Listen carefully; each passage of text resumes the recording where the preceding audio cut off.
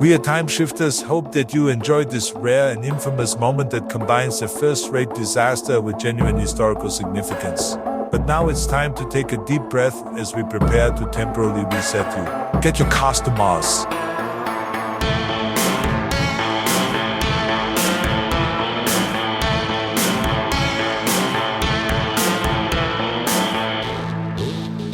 Everyone, this is Christopher and Tom, and this is the Time Shifters Podcast.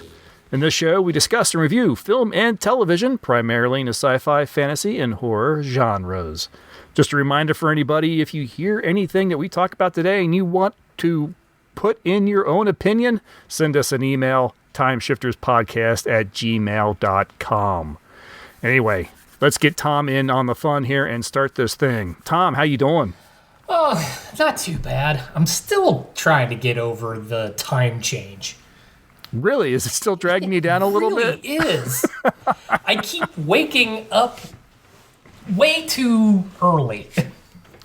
Interesting. Fortunately, I have not had that problem. Good for you. Now go to hell. It's still a bit of a struggle. I figure I have it on lockdown by the time we fall back in the fall. Yeah, probably. Now, I am enjoying the extra hour or two of daylight, though. It is, I like this time of year, and it's going to get better and better. I'm looking forward to when I can eat a light dinner and still have enough light that I can throw the bike on the back of the car and head to the bike trail and right around the lake. Looking forward to that. Right now, I'm just doing like walks around the neighborhood sort of thing. Mm-hmm. But I'm looking forward to be able to get back on the bicycle. I'm sure. Hopefully soon. Yes, very soon. So, I've been up to anything fun? Well, fun's all relative these days. But one thing that I think you'll get a kick out of, as of today, I finished the final episode of Exo Squad. Oh, I think you remember you mentioning you were watching that, my gosh, that was months ago, yes, I think. No, it's been a slow rewatch. It's kind of like one of those things, if I had the time during lunch, put it up on the computer while I sit and eat my lunch. So, yeah, and I had deeply forgotten that you get to the end of the Neo-Sapien War. The very last episode is actually them trying to get all the Neos out of hiding and determining what's next. Where do we go from here? And our commander J.T. Marsh has been sent to also do some work with the pirates. And they're out at their planet, it's like Planet Chaos or something like that. And this ball of light shows up. It swirls around the planet, makes it disappear. So everybody he knew that was there, all gone. JT's left in his little Exo Squad frame, his E-frame, and he sees what is obviously an alien ship, and it's now making its way toward the inner solar system. And that's the end of the series. I was afraid you were going to say that. Yeah. And I actually found myself searching. I'm like, is there comics? Is there anything? Was there a season 3? And apparently there's some conversation of what a season 3 might have looked like. But no, there's no continuing story that I'm aware of. I have to think they continued that in like comics or something. Maybe, but so I know there was an Exo Squad comic, right? But I don't know if it was a straight continuation or just additional stories during the first season, or even a retelling of the yeah. Because even pulling this up here, just seeing some images of the Exo Squad comics by Topps. All of the images are from during the war. Right. In fact, actually, it shows the first ship, the first command ship that they had. I might have had some Exo Squad comics at some point. I may still have some. Yeah, no, I think I might have tried to have gotten those once upon a time. I know I don't have them anymore, but other than that, no, I just rewatching the entire series. It is deeply, deeply 90s. The hairstyles, Oh yes, absolutely. the uniforms that were just so overdone. I mean, it could have really been the 80s, honestly, too. It was still very much that. But the overarching story is still very good. Yeah. I don't think, I know from what you just described, I never made it that far through the series. I remember watching the series, probably, was there 2 seasons? There Is were that what two the full deal? seasons, yes. Okay, I don't think I've watched beyond the first season. Oh, really? Okay. Yeah, no, the second season is where it, like, first season was straight storytelling. You knew everything involved. And second season, it was clear we need to expand the toy line. So there was lots of interest. Like, all of a sudden, they were creating new versions of Neos. Neos merged with animal forms. Yeah. Neo Megas, which were smaller, skinnier, and brainier. And then the ultimate one, the Neo Lords, which just were mutated monster things that had wings and all that, and apparently you couldn't really kill them. Yes, it was a show in the 90s that was designed to sell toys. I'm sure the toy line probably came before the show, and it just by chance the show actually had a good story. Yes, and because I had forgotten everything about the end, so it was a bit of a stunner that it was left on a cliffhanger, and that's it. But because it also, I mean, from this perspective, Marsh has been left in deep, deep space in just his E-frame. That's it. He is stranded. I hate when that happens to shows. Right. Not just, I've seen it happen with live action series. Oh, yeah. Where the end is like, oh my gosh, it's an alien invasion. Dun, dun, dun. Well, we'll never find out what happens because you weren't renewed. They're like, don't, how? Stop.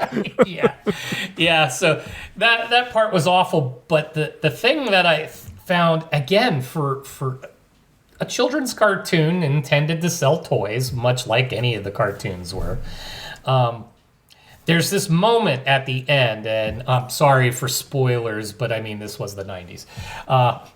But the last episode is post-war. They have won. The humans have won. They're trying to take a better stance toward the Neos that remain. But the key with the Neo Sapiens is because they were a genetically engineered race that were only produced by genetic engineering, they had no sex. Even though most of them were very masculine, and they introduced some female-looking ones, but they had no way to reproduce, not naturally. And I thought it interesting that Marsala, our hero Neo-Sapien through the entire series, goes before whatever the body is governing that they're trying to pull together to make a case that they want to make one more brood of Neo Sapiens, and they want to give them the ability to procreate. And his reasoning, the writing in this was amazing because the reasoning was rock solid.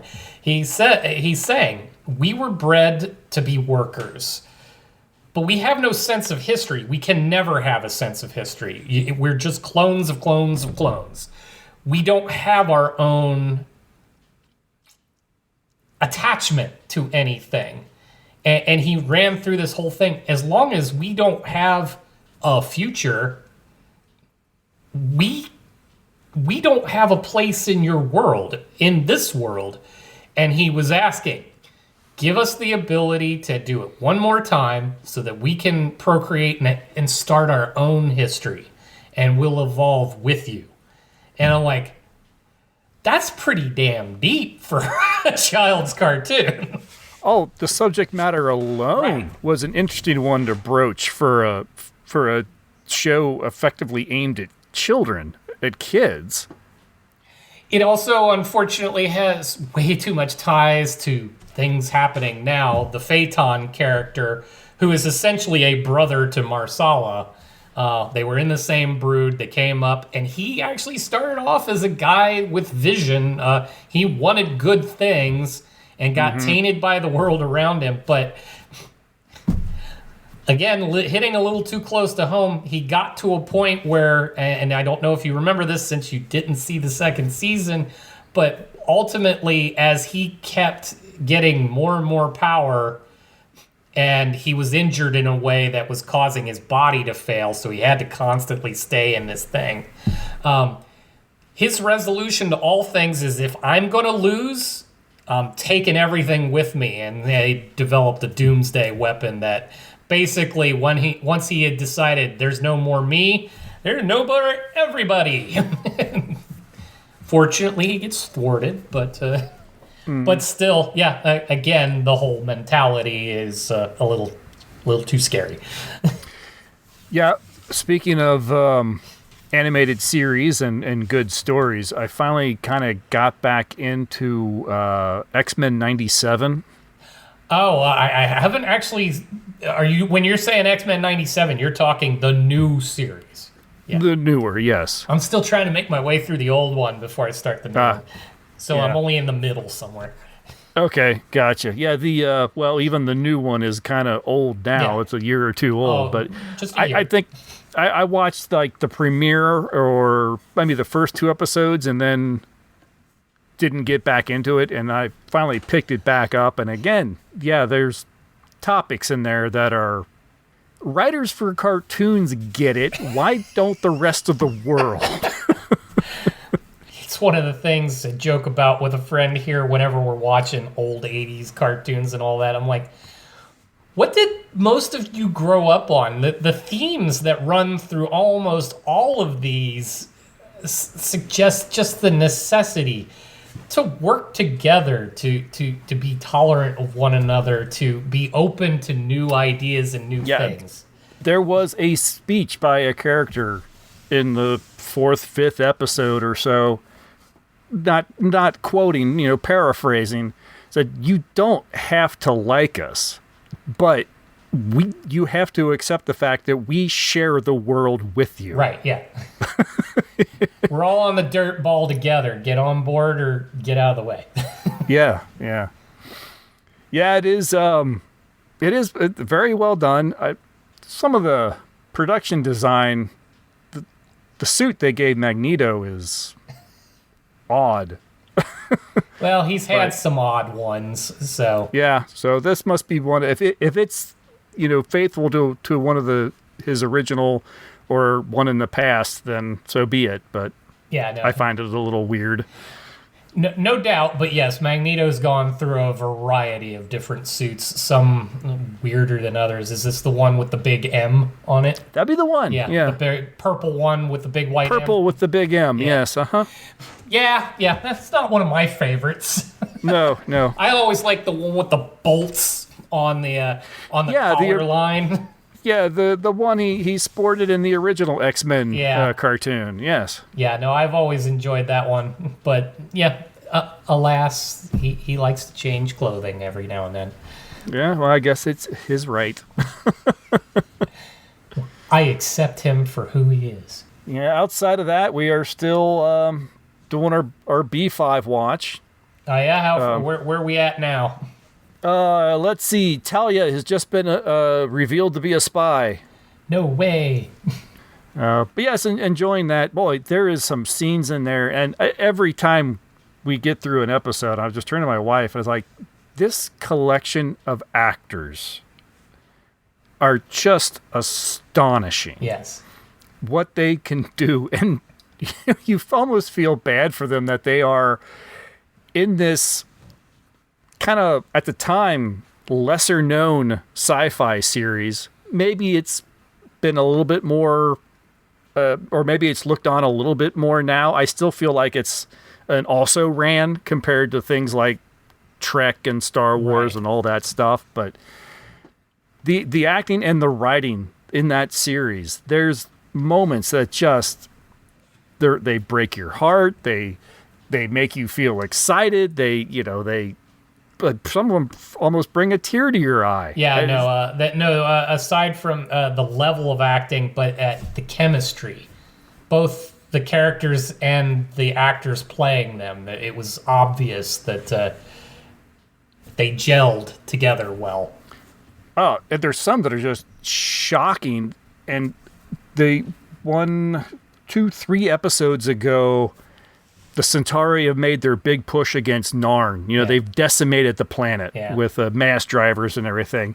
And then there's a scene with Londo addressing the Babylon 5 Council, and he is, giving the terms of the Narn surrender and everything that the Centauri now wants and everything. And he goes on about, we now can choose who speaks for Narn, and it's not Jakar. Citizen Jakar has to leave the room. And Sheridan's like, we will wait. And Londo just blows up at him, and you're just like, holy crap. Yeah.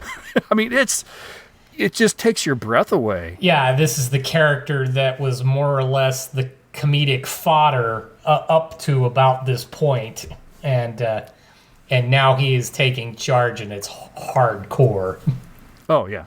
And again, I've said it before, but now this is like, the third time going through this, and there are moments where I'm watching Londo, and he's coming to one of these moments that he could go either direction, and you're like, turn left, don't go that way, just don't do it. Yeah. Well, yeah, because at this point, you're also rooting for, his very soul. Right. And he keeps letting you down. I know it's going to happen 3 times over, and I still find myself thinking, oh, just this time, could you say no? That actually reminds me, because my son and I, he's trying to make his way through Strange New Worlds, and we caught the one where the fairy tale that... oh, yes. I like that one. I like that one quite a bit, too. But the theme of that one was that he told his daughter early on in the episode when he had her out of the transporter, because she asked, she said, I don't like that ending. I want to change it. And he says, when you get older, you write your own stories. You can tell your own, get your own ending and all of that. And that was the theme for the episode. And I find it funny that that's what you're pushing for. you want to change the story. Yeah, I do. I totally get it. You can't. I'm sorry. For an ensemble cast, and they all get their moments to shine. Yeah. And it's just, even the minor characters, Veer has a couple fantastic moments. There's a few times where he goes from the wallflower and always nervous to sometimes where if he feels strongly enough about something, he will stand his ground, even going toe to toe with Mr. Morden. Yes. No, I always love it when he stands up to Morden. Yeah. Especially the little wave. Oh, that's the scene I mean. Yeah. He comes like, well, Londo's not here. What do you want? You don't like me, do you? Well, like, what do you want? I want to live just long enough to see your head on a pike. And I'm going to look you in the eye and I'm going to wave. Absolutely love that. And yes, because he is the wallflower throughout the series, except when he's not. Yes. Yeah, it's fantastic. But I think I've said the same thing every episode as we've done this, and I apologize for kind of being repetitive, but it astonishes me. It just surprises me and just makes me so damn happy that series is like that every time I watch it. Yeah, no. Yeah, you just kind of wish it had a little more polish, and that it got a little more love because of the way that it was handled with through just its distribution. WB, TNT, wherever it ended up. Yeah, right? I think it didn't end up on. It ended at TNT or TBS or something like that. But Yeah, I don't remember. I don't remember the order of these stations, but it started as a syndicated series, so it was picked up by whoever, wherever. yeah, Which meant it never ran quite right. You were lucky if you got to see it in whatever order it was intended. yeah. There's a few episodes that are just slightly like right now. That's on Tubi, and the episode order is slightly different than like the episode order that you find it listed on like IMDb. Interesting. Yeah, and I'm not sure why. Mostly it doesn't really affect things. It's just occasionally there's a few minor lines where someone will mention something. And you're like, well, that's weird because that happened in the episode before this, Right. Yeah. Yeah, always pain. Yeah. I may have to look into why and how and what everyone's, there always seems to be somebody with their, this is the best order to watch these 3 or 4 episodes kind of thing. Yeah. That's been taking up most of my time. I haven't, it's just been kind of busy around here. I've had a lot of stuff going on and between the podcast and just home stuff and whatever. I fit in one little B movie, just kind of looking for something stupid to watch. Yeah. Mission accomplished. Watched an old, I think it was a sci-fi original called Eye of the Beast, where James Vanderbeek, he leaves Dawson Creek for a lake in Canada, where he ends up having to fight a giant squid. Of course. Yeah. As you do. As you do. Pretty typical, kind of formulaic.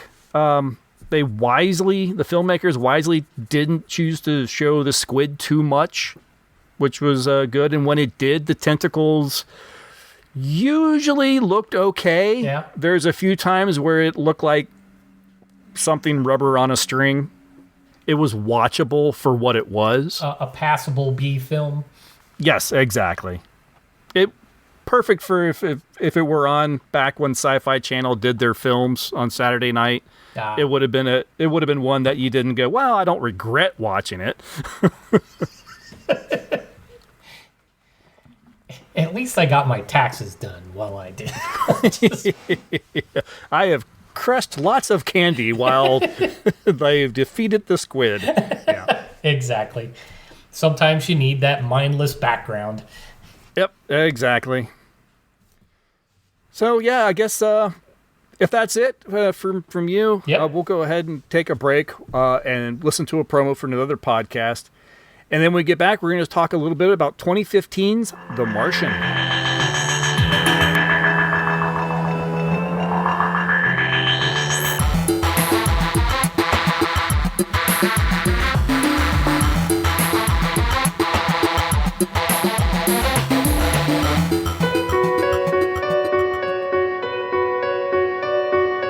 Have you ever wondered how much of that movie you just saw actually happened?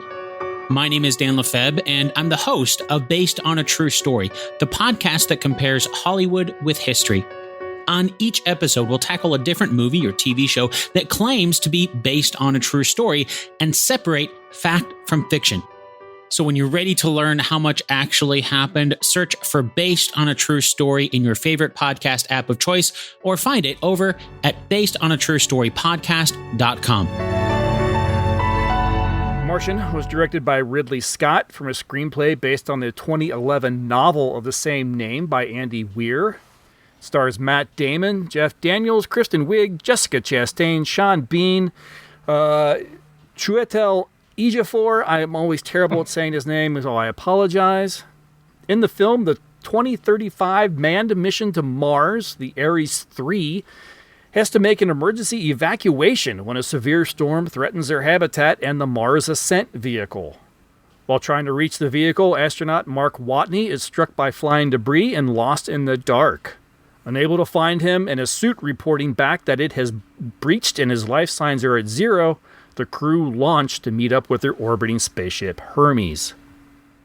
Watney survives, however, and wakes up the next morning, low on oxygen and injured. He makes his way back to the habitat and tends to his wounds.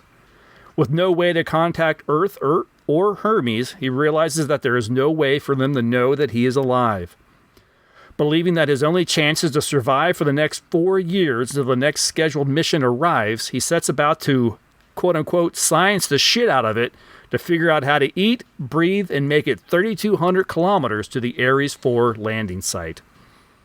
It's only by chance that a NASA satellite planner examines some recent images sent back by orbiting satellites that they discover changes in the Ares 3 base that can only mean Watney is alive.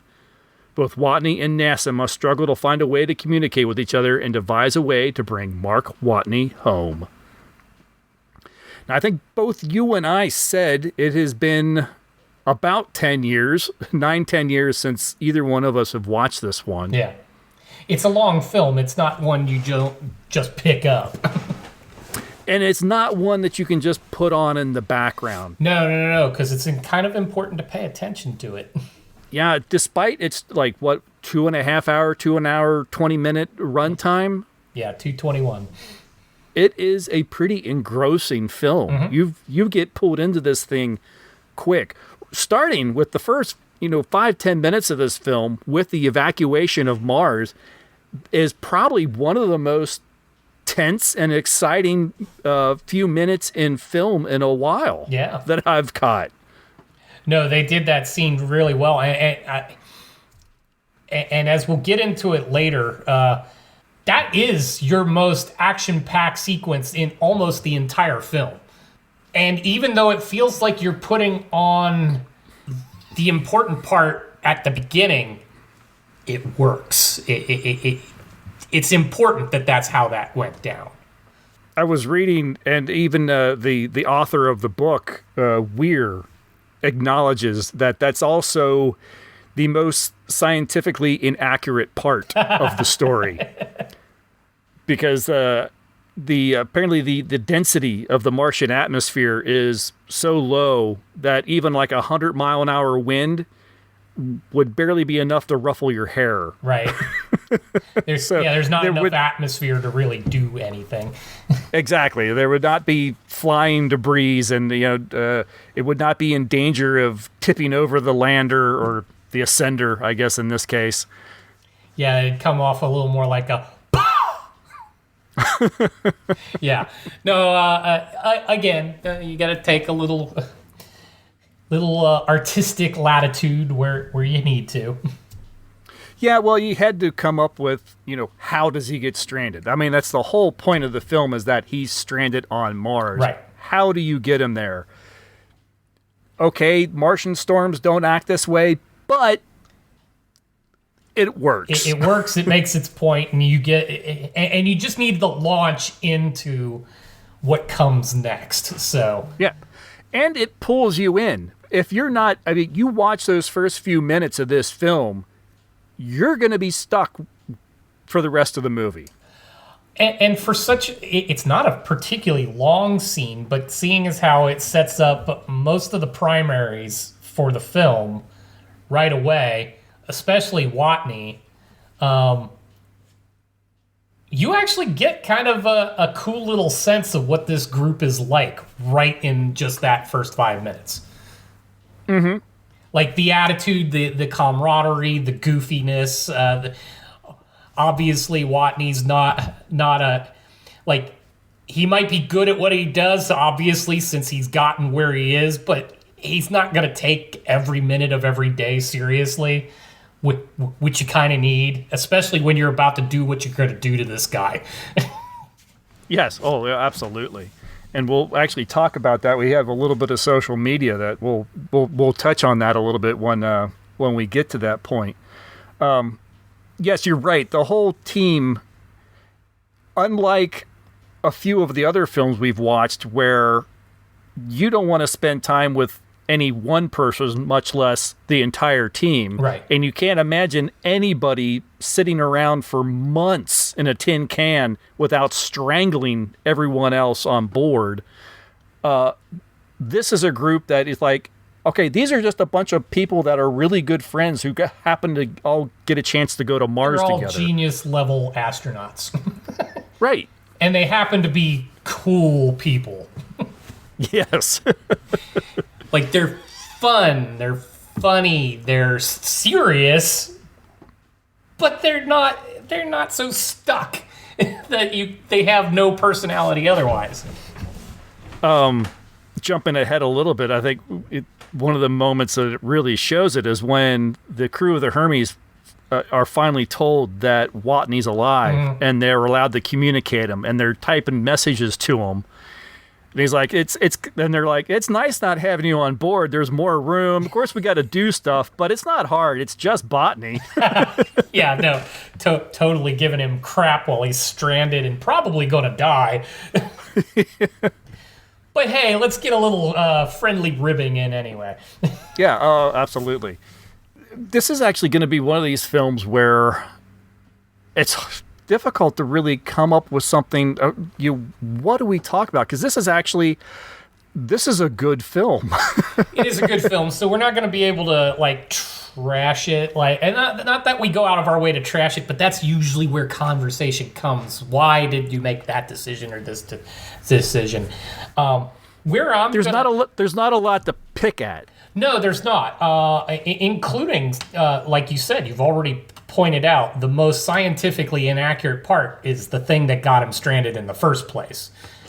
But a good deal of research went into all of the other things. In fact, actually, I saw while I was doing a little research, one of the only other inaccurate things, really, truly inaccurate things, was I forgot what it was called. Oh, Pathfinder. When he went to find Pathfinder, there shouldn't have been a parachute. Yes, because it landed with the big. It did the big ball, bouncy ball thing. Yeah. Right. So there shouldn't have been a parachute, and so yeah, but okay. I think when the film came out, I also read that you really couldn't survive on just eating potatoes. That would be difficult, but I think you were supposed to assume, and they did kind of show it when he was making a lot of his potatoes. He rationed the hell out of everything else, so there was a little something else. Right. So he used absolute bare minimum out of the rations and left the potato as the thing that filled him up. But he kind of burned my favorite line just in the opening section, which is I'm gonna have to science the shit out of this. I knew that line was in there, and it's part of what I love about this film, is that whole notion that I've got problems to solve, and that's how I'm gonna survive. Is I can't look down at the end. I know I'm probably going to die. So what's the first problem I need to solve that gets me 5 more minutes? What's the next problem I solve that gets me a couple hours? And he took it like that, and that's a fantastic way between his sense of humor, the way that he was able to carry himself, and that mentality, which he spells out really at the end of the film anyway. But that mentality is how a person takes themselves through this scenario. And I love that he actually has to work at solving the problems that he faces. The closest film that we've watched so far that kind of mirrors this a little bit would be like Robin Crusoe on Mars. Correct. Yeah. And his survival was he just got lucky. Right. You know, he trips and oh look, it's water. Yeah. Oh, yeah. Oh look, and look, in the water there's a plants. thing that I can eat. Yes, exactly. Oh, I'm gonna die. What's this? This rock gives off oxygen. Right. Yeah, it's all by happenstance and chance. Right. Whereas in Watney's case, he's like, okay, I gotta do this. Oh, well, wait. If I do this, if I mix this, I can do this, and it doesn't always go right. You're like, yeah, I kind of forgot about the oxygen that I'm breathing. Well, yeah, and the that's one of my favorite scenes too. I love his journal entries, and the one after he tries to get the device going so that he can make water. He sits down. He's still smoking, and he goes, "Well, I blew myself up." And the notion that he can still keep his act together well enough that is not only a reality, but it's amusing to him. And he's glad that he didn't die in that moment. But he's like, all right, so what did I do wrong? And he talks it through. And that's awesome. And that's what I think, whether you like this or not, that notion of humans being able to put their all, everything that they've learned, into the act of just trying to survive in this. And the part that makes this all so much more beautiful, in fact, is the fact that when Earth knows that he's alive, and after they've gotten the political bullshit out of the way, it becomes this active thing globally to solve the problem. They know that this is a long shot, but part of the deal is, can we just do it? Can we? Do we know enough? Can we do enough things? Can we try enough things? Do we have the brain power to actually do this? And there is something really awesome about that idea. It takes me back a little bit to, and I don't know if I've mentioned this on the show or not, but I can't watch footage from the first moon landing without getting pretty damn emotional. Yeah. I wasn't there. No. When it happened. Way before us. Yeah. It wasn't not quite as before in my case, you, but but I wasn't there, so it's not like I, remember sitting in my living room watching this amazing moment or anything. I'm watching this thing, 50, 60 years on sort of thing. But I sit there and watch it. I get really emotional because it is just this one moment where so many people and people from around the world came together, just ignored everything else. Said it couldn't be done. That said it couldn't be done, ignored their differences, and just worked together. And it's like, this is what we could achieve. Mm-hmm. And I'm getting kind of tingly. The hairs on the back of my neck stand up just thinking about it. I was at the museum center, the Natural History Museum, and they have a big display. It's all the Neil Armstrong section, and it's all about the moon landing. And they've got this thing on a giant TV, and I'm watching. I'm sitting in the middle of the museum, and I'm like, I've got a tear going down my cheek as I'm watching the Eagle land or touch down on the moon, and I'm like, it's insane to me that in that moment, and then after that, unfortunately, for the most part, it's all lost. It's like, why? That should have been just like the watershed moment for us. Mm-hmm. Oh yeah, no. The idea that if we actually all pull in the same direction together, we can do damn near anything. And we get a little bit of a flavor in that when China says, we could help these people. No, and I really did like that moment a lot in this film. That whole, we've developed something we think is secret to us. We could sit here and do nothing and no one would know any different. Or we could get involved, and they choose to get involved, and the swell of just energy that they at least depicted globally starts to build. You don't get a sense of what's going on Earth politically anywhere else, so you don't know what kind of trials and tribulations in this world that we are experiencing. But at least this moment has allowed for people to come together and really pull in a direction. And you like to think after they got him home successfully, You'd like to think that'd be a spark that just kind of keeps the engine going. Look what we did. Yeah, This was impossible. Yeah, absolutely. And setting this, sometime in the future, it gives the sort of a reason and excuse for the technology for something like the Hermes to exist, because right now that ain't happening. Yeah. And yeah, we don't know what the rest of the world is like. We assume there is still some international divide between nations. Yeah, the whole China thing was part of that. That whole we've decided something that we don't want the world to know that we did.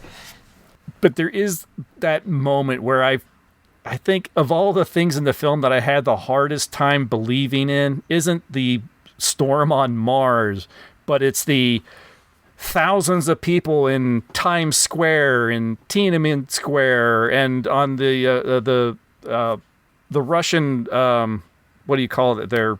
Near the Kremlin? At the Kremlin. Red Square.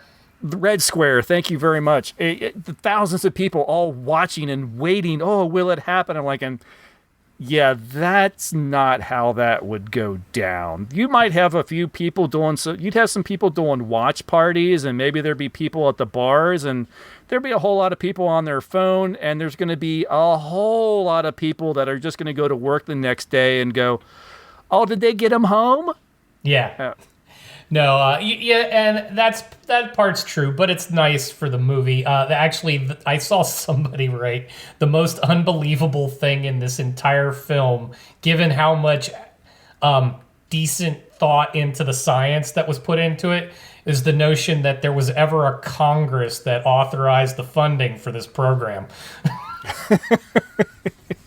Yeah, I don't even want to know how much something like the Hermes spaceship would have cost, much less the idea that there's going to be another one. Yeah, and this was Hermes, 3? They still expecting 4, or was it 5 and 6? Well, I forget which number it was. This was the Ares 3 mission. I don't know, Hermes, they actually even said, can Hermes do another... only halfway through its lifespan. Yeah. So really, that was just going to be like a one and done sort of thing. But yeah, no, there's all of that, and I was thinking about. I actually looked up when did the book get written? It was released in 2011, and impressive that there was a movie about it literally 4 years later, finished in the can and out. So that's an impressive turnaround for a book. Yeah, absolutely. But I look at the time period in which all of that occurred. That was a time when there was a lot more hope in the world. Yeah. You would never make this today. You couldn't make this today.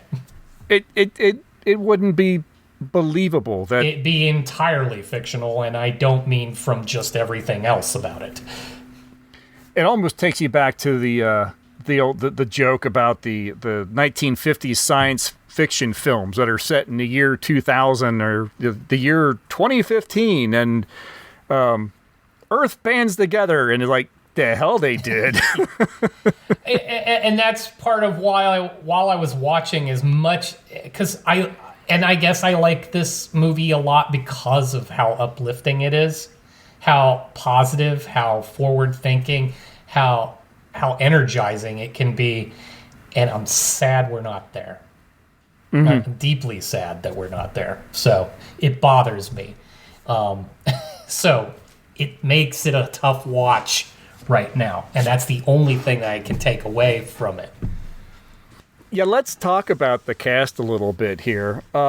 It's got a hell of a cast. It really does. To begin with, Matt Damon, and we were talking a little bit about this before we started recording. Matt Damon is a star. He is a superstar kind of thing in Hollywood. Yeah, he has done some amazing work, but I was trying to figure out really the best way to describe him, because I don't feel like, even though he's like a star, and you can't deny that he's a star, Right. His isn't the name that you hear all the time. And it occurred to me, that's the thing. That's the trick. He's not in everything. Right. He's done plenty, but it seems like he's very selective. Yes. And he does the things that are like, all right, this interests me. This could be good. And most of it is. Yes, because, like I was mentioning before, with the exception of the Bourne series, he hasn't attached himself to franchise stuff. So he's not doing your big pop culture things. Even if he shows up in some of them, it's bit part stuff. Like, he's been in a Marvel movie, but he was a bit part in that. And it was mostly just for the fun of it. It wasn't so that he could become the next main comic book guy. And I love that about him because that means the work that he does do, the films that he tends to be in, they're a little meatier. They have more meaning to them. They're not just always fluff. Although the Jason Bourne series can be very fluffy, and I enjoy it rather quite a bit. Well, even those were kind of more towards the, I won't say the beginning of his career, but maybe early, I guess, in his career. That's probably when he had that was his initial, he's a box office draw. You can put him in a property, and people are going to go, that's a Matt Damon movie, I'll go see it. But when you really think about the entirety of his career, you don't really think of him as the guy that is the vehicle driver. He's not the reason you go to the film. But if you go, I'm going to go see a Matt Damon movie, you're pretty confident you might enjoy it. I think a lot of the films almost have the feeling of it was just an independent film that they got Matt Damon to do, and therefore got major distribution. Right. Yeah. And he's definitely in the past several years shifted more to the behind the scenes kind of stuff. So he's got lots of producer credits and directing credits now. Yeah, and I think his is a name that you will hear for quite some time. Yes. If not in front of the camera, behind the camera. You might not hear his name, but you're going to see his name. Yep. You know, as a producer or executive producer or maybe a director, something along those lines. Oh, and I'm inaccurate. Not director, but writer. Okay. Yeah, he has a tendency to like to write. All right. Well, and it wouldn't surprise me if he does try his hand at directing if he hasn't already. Right. So. Yeah, I haven't seen his name attached to that, but I mean, all you have to do is dial it back to Good Will Hunting for writing, and then he starred in it too. I mean, he carries 90% of this film. Oh yeah, it's entirely on his back.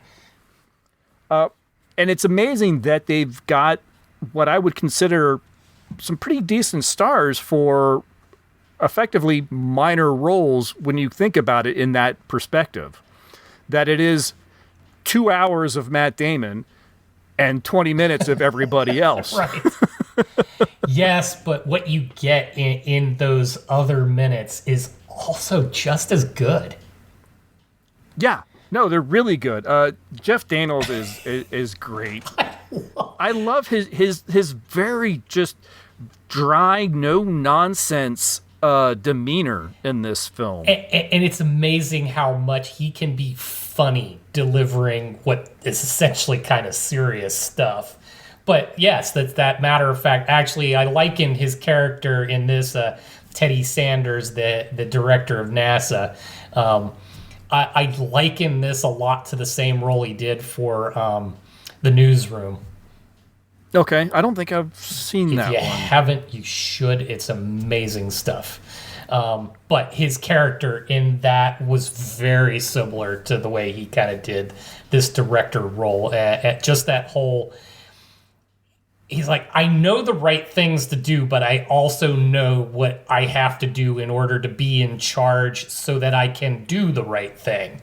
So it means I have to play the politics of this as well as try to get a man home that we thought we killed, that I delivered the eulogy for. Right. I love that. And you mentioned it too, just in talking about Matt Damon's character, that he just a problem comes along and he just, okay, how do I solve this? All the cast members, all the people at NASA, that's how all of them are portrayed. They're all very intelligent and they're smart people in their individual fields. Yes. And every time a problem comes along, no one really panics. They just, how do we solve this? Oh, and even if it's someone says something during a press conference, and as soon as it comes from the press conference, don't say that word. yeah. Just say we're going to bring him back. Don't say alive. Right. And Jeff Daniel, the funny thing, and I really loved how they played that scene too when they did that. After he, and I can't say his name either. Chiwetel. However. Oh, sorry. Yeah, I had it phonetically, and even phonetically, it's terrible. I should have Chiwetel Ejiofor. Yeah, no, I can't. I don't know. I terrible. Have to, I feel so bad. Anyways, he plays Vincent Kapoor, and when he does that, well, his character doesn't think it's a gaffe to add the hope of bringing him back alive. But when Jeff Daniels mentions it, and then Kristen Wiig's character just goes, she didn't need him to actually finish. Got it. He's never on camera again. Yes. and as the one working the press for this, that's exactly what's about to happen. He's never going to be seen ever again on TV. And the way they handle that was just amazing. But yeah, all of them, they're all doing it. The one that... and the various kinds of personalities that they got for people who are clearly genius level at what they do. The Donald Glover character, Rich Purnell. Yes. I even loved reading that there's the gaffe that's in the film when we first get introduced to him, and you see that spark of the idea of how he could, what he's thinking so that he can propose a way to get Watney home as he's getting up in the office and he slips and falls on something. That wasn't intentional, but they liked it so much they kept it. and the fact that he didn't stop, like he went with it and just kept going. Exactly. Yeah, I thought that was great. It was great, and it made it more real, and it made it, you didn't have a problem thinking, because he's such a solid actor anyways. But the fact that character slipped, fell, and just carried on with what he was doing was that character. He's so focused on the thought that it doesn't matter physically what's happening to him. Benedict Wong as the director of JPL. I love Benedict Wong anyways, but this was awesome. Yes. Knows the very put upon director of JPL. Well, I'm going to tell you it's going to take 30, and you're going to tell me we only have 15. Well, do it in 10. Okay. I kept likening him to the anti-Scotty. he had to do everything, but instead of doing the miracle worker thing where I'm going to overestimate and then do it and what I actually can do it, you're going to give a proper estimate and everybody's going to tell you to do it faster. and you just, he's so effective at wearing that whole, I'm going to do what you ask, but God, I hate you. The whole cast, everybody, Kristen Wiig I mentioned before. And this was like one of the first times I'd seen her in like a serious property. And oh, yeah. I don't know if she had done other serious properties, but I remember in 2015, I was used to seeing her as SNL Girl and all of those movies that spun off of that. And now she's in a serious role, and she's so good at it. Oh, well, very good, because even though it's a serious role, there is that sort of level of humor behind, I think the sarcasm or the, I'm not sure the right word to describe it, but there is a little bit of humor in how she gives her lines, even if they're not supposed to be quote unquote funny. Right. No, Yeah, and the whole thing has a level of gallows humor the whole way through. I mean, Oh, absolutely. and it's the only way to go about it. Like Watney, and that's why I love Matt Damon in this, is just so damn effective at being personable in what should be a total shit show scenario. I mean, there are other people who would enter this and go, I'm going to pick a nice little spot and I'm going to take my helmet off. Because nobody's coming for me. I'm going to run out of food. I might as well pick my time. Well, yeah, well, just go back a few films that we watched. What was the, which one? Red Planet or whatever with Val Kilmer. That was their whole plan. You know, well, we're screwed. I'm just going to sit here and suffocate. Yep.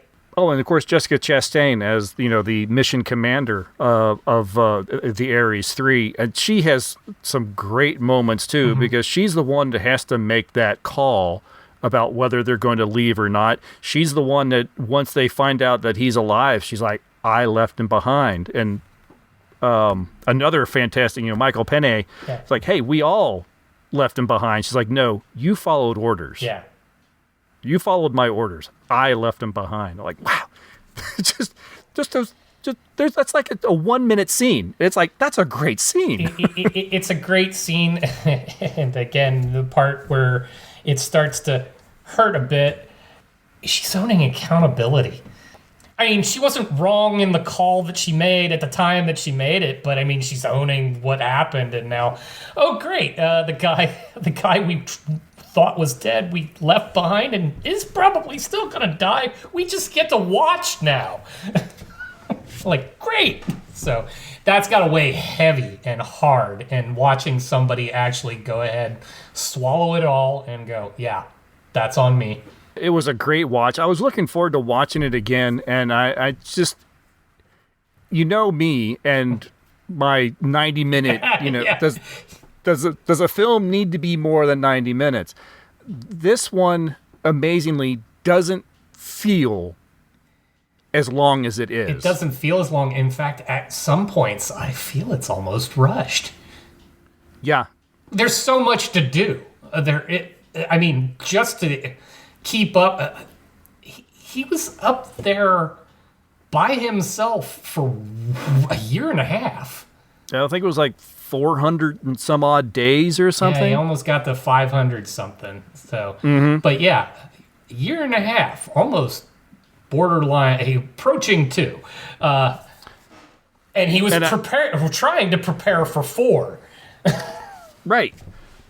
And I do love the moments, and you mentioned his diary that he was making, and there are moments I really think that it is so effective, and I love just the little bits and pieces that they threw in there. That you're right, there's a lot more that they could have shown, but they managed to just condense it into his little bit of video, his vlogging.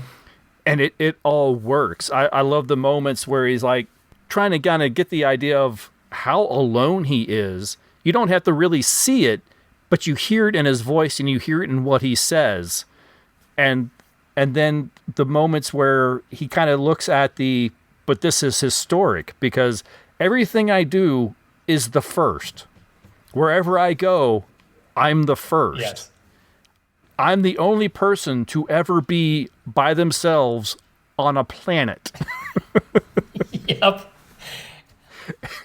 And then technically, Mars falls under maritime law. Yeah, no, I love that. So I'm going to go to Ares 4 and take it over, where I don't actually have permission to do.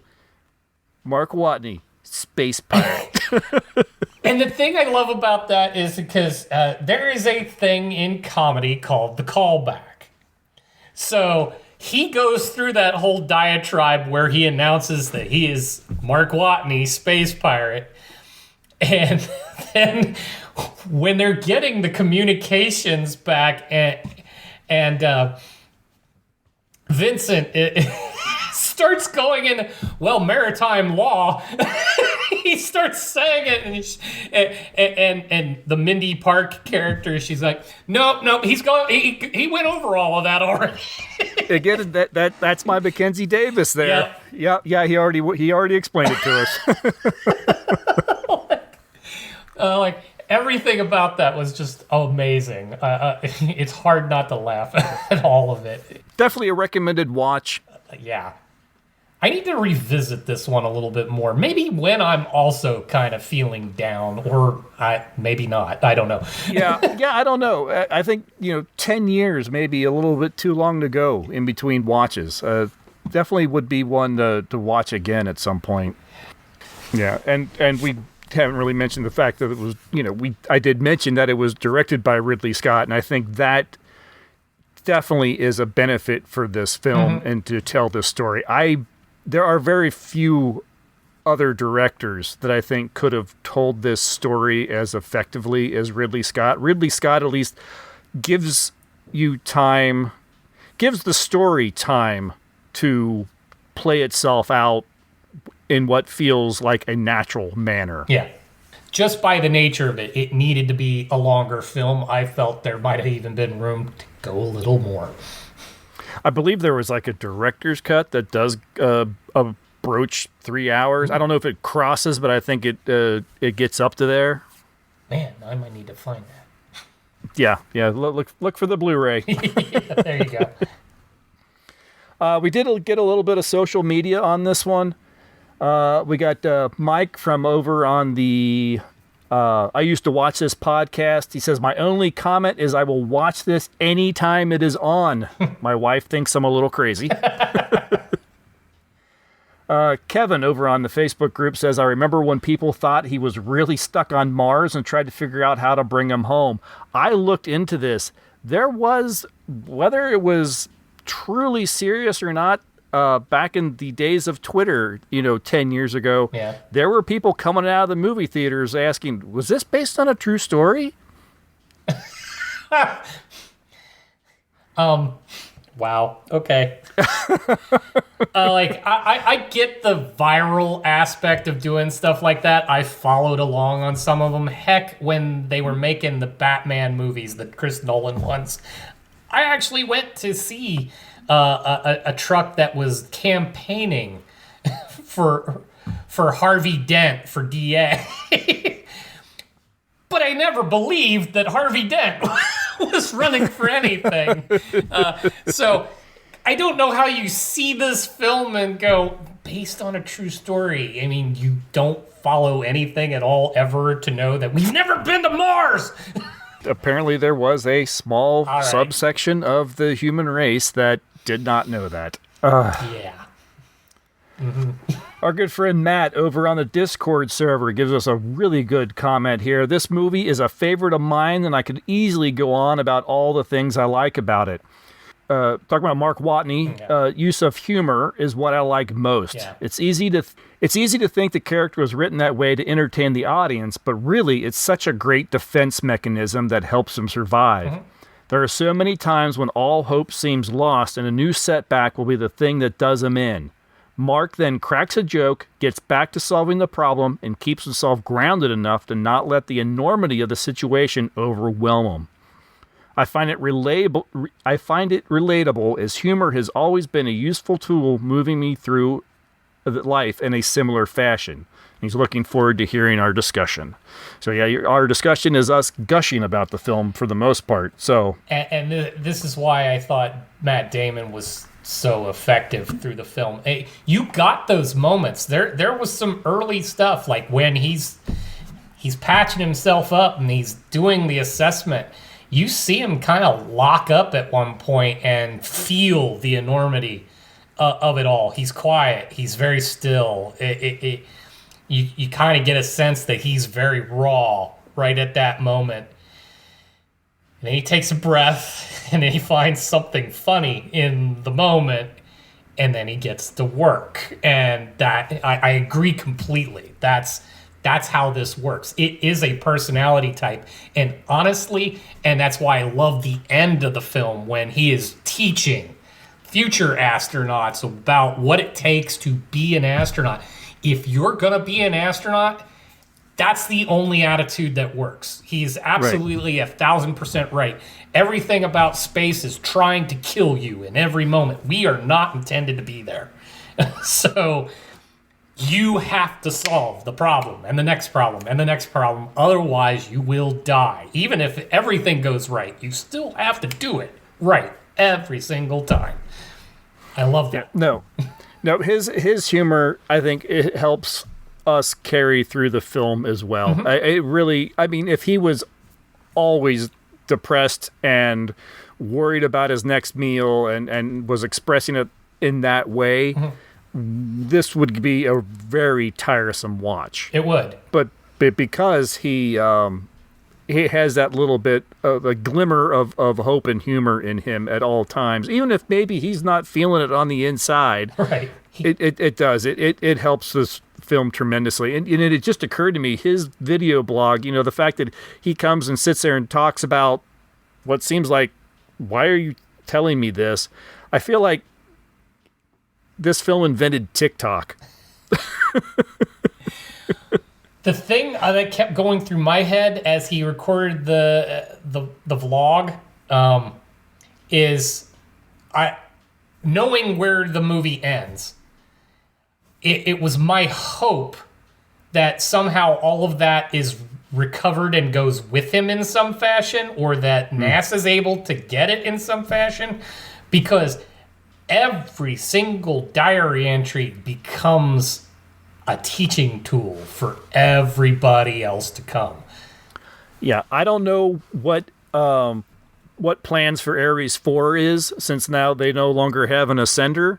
Right. But I'm hoping Ares 5 is to recover his video log. Well, and we didn't really touch on it, but as they're showing the montage at the end as we're catching up on where everyone is, and the crew, when they decide to slingshot go back for him, and they're going to stay on the ship for another 3 years to do all of this. When they do that and they basically say, none of us will ever need to see space ever again, and you see Michael Peña's character on board the next one headed out. Yes. They made such a little deal out of that, and that was actually one of those moments where I go, that's awesome. Because if you're that guy, if you're these people, why the hell would you not? I'm gonna go again. And the only part that does struggle is he did have a family. Yeah. See you, Dad. I'll graduate high school by the time you get back. Yeah, but still, love the energy, love the dedication to the work, the science, the just the hope. Well, I'm guessing you found reviews on this one, and I'm wondering if you found any dissenters among them. Interestingly enough, that was a little harder to do. Using the Metacritic site, when I pulled it up, there were 87 possible entries. So, and since they rank them highest to lowest, I had to drill down pretty far, and even in the rating, the lowest it got on the Metacritic scale was a 60. So it's still above average, but most everybody was way above. So, yes, I have a few to go through. Starting with RogerEbert.com. Obviously, Roger was not with us at this point, so Matt Zoller cites, if I'm saying his name correctly, he writes, he had a previous opening, but he goes, I'm making it sound as though The Martian is predictable, and I want to touch on this point. It is, but that doesn't hurt its effectiveness, and I'm going to pause for a second. When he says it's predictable, and what we didn't discuss to date, is at no point do you believe that Mark Watney is going to die. You can't. Right. The movie's about him. What would be the point of taking it up to the last 5 minutes and going, oops, we lost him?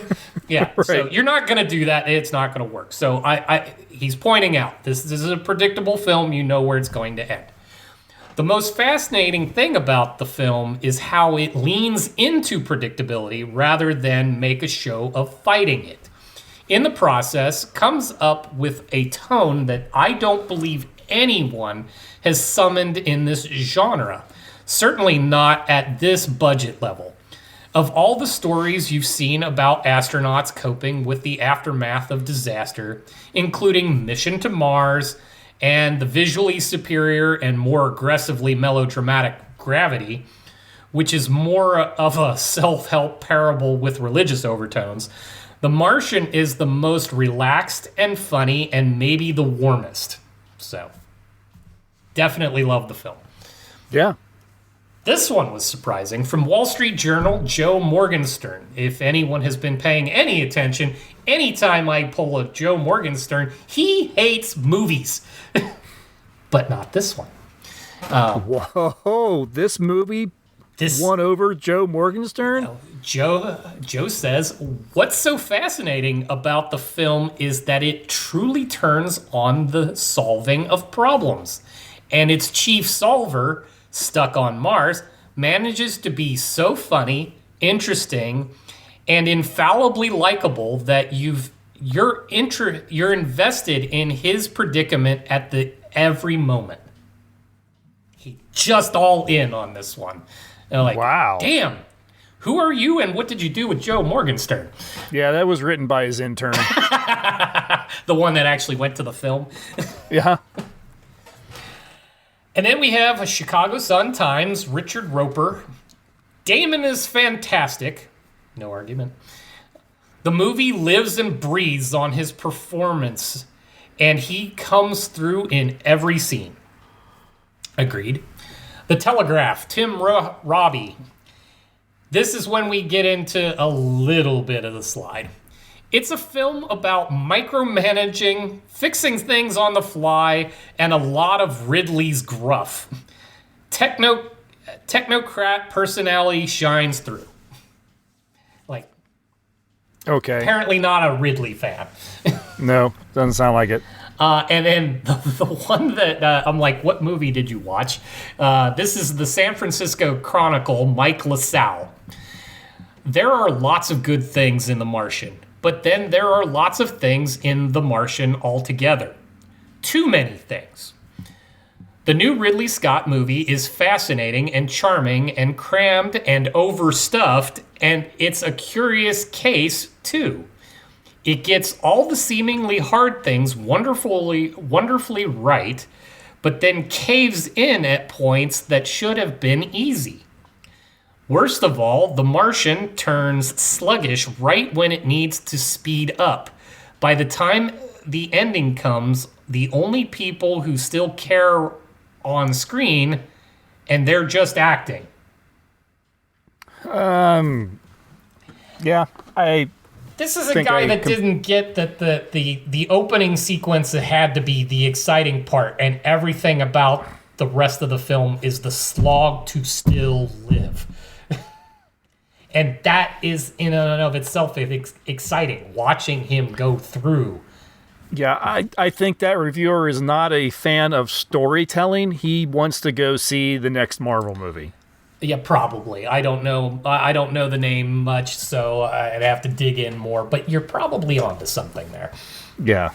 No, if he's going to go see a space movie, he wants laser swords and pew. Yeah. Yeah. Exactly. And no, you got an actual story with some potentially decent science and just heartwarming. Like it just makes you feel good. I think that's going to do it for The Martian. Our next film, similar idea, at least on paper. We're going to look at a film from 2001 called Stranded. Now, there are a ton of films called Stranded, including apparently several from 2001. This one is a Spanish production, but it is an English language film. So if you're playing along, look for Stranded, directed by Maria Lydon, and it stars Vincent Gallo. So look for that one. Yep. We'll see how well that one compares to We hope it doesn't let the air out of the sails that we've just experienced for the past 4 episodes. Yeah. Well, I'm really curious now that we've seen, we went from the completely unrealistic depictions of Mars to the very realistic depiction of Mars. And most likely the most realistic depiction of Mars that we're going to see on film to date that we have at least seen. Yes, short of watching rover footage from NASA. Right. So I'm curious to see how this film treats it and what it does with it, and maybe we'll find a few other diamonds in the rough that actually get the Martian world correct. Well, we will see. Yes. So that's it. Thank you for listening to the Time Shifters podcast. If you have any feedback, thoughts, or on anything we discussed in this episode, please send us an email or comment on any of our social media posts. Follow the link in the show notes or visit timeshifterspodcast.com. If you can spare some time and wherever you are listening to the show allows you to leave a rating or a review, please do so. That does help more people find the show. If you can spare a little change, visit ko-fi.com/TSPOE podcasts and donate it. This will help with the costs of web hosting and episode production. Our episodes will always be free to you, but any help you can offer is greatly appreciated. And if you need help with that link, it is in the show notes as well. If you want something to hold, to love, to trust, to need, then please something you might need on Mars. Something you might need on Mars. It's important to take your knickknacks with you. Then please consider shopping at TeePublic by using our link. Again, just follow the link in the show notes or on the website. It won't cost you any extra, and anything and everything you purchase will help us as well as support many independent artists. I'm pretty sure there are some Mars-themed t-shirts there that you can find. I would think so. So that is going to do it for this episode. We'll talk to everybody next time. Bye. See ya.